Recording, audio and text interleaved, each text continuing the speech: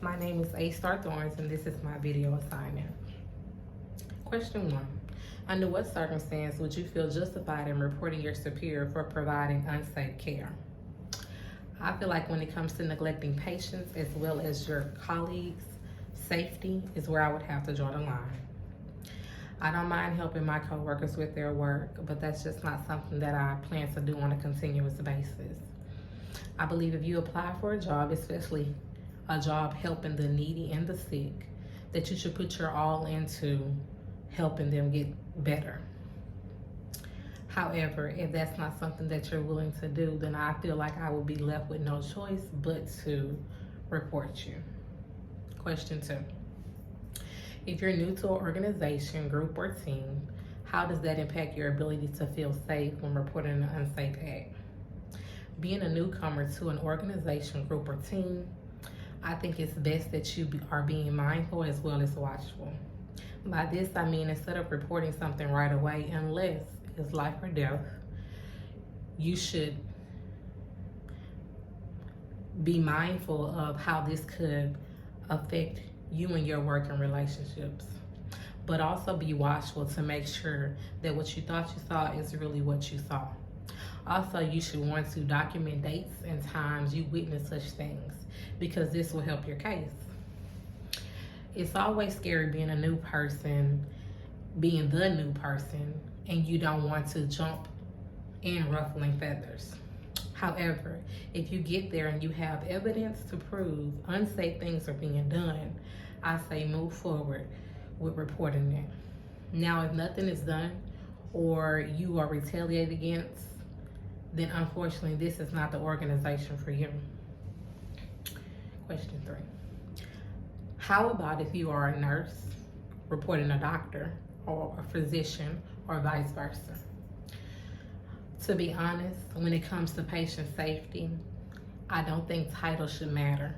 Whether you are a nurse, a doctor, or a CEO of a company, I feel like when you're not doing what's in the best interest of the patients or your colleagues, you should be reported. Being reported is not necessarily a bad thing. It can also sometimes lead to reflection.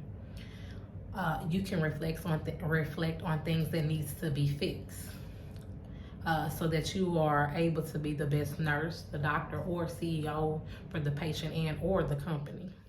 Question 4. Can you think of any situations when you would stay quiet when you saw a superior providing unsafe care?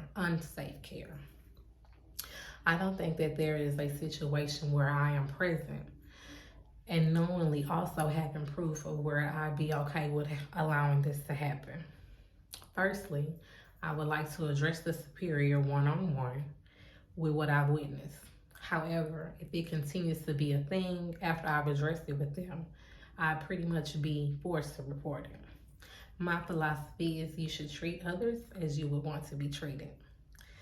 Or think of patients as if they were your family members and how you would want them to be treated. Number 5. Do you have any personal experiences with bad leadership that you'd like to share? Of course. I once worked under bad leadership that pretty much trickled down to myself as well as my team members. She was our manager and she was rude, and at times she was belittling to us. I tried to have a conversation with her one-on-one, but somehow she blamed me for her actions. She blamed me for my reaction to her actions. When that did not work, I tried to reach out to our advocate of our HR department, and her words were, I know you may think this is how she comes off, but she really doesn't mean it. Which to me led me to believe that they already knew that she was a bad boss. And they allowed her to continue to work in her position. This was crazy because her behavior affected her team in regards on us wanting to even show up to work. This in turn would most definitely affect the patient care because we would not want to be there and they would need help to be scheduled. I came to the realization that she wouldn't be the one that they let go. It would probably be me.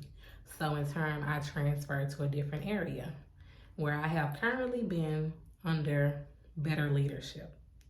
And that is my video. Thank you.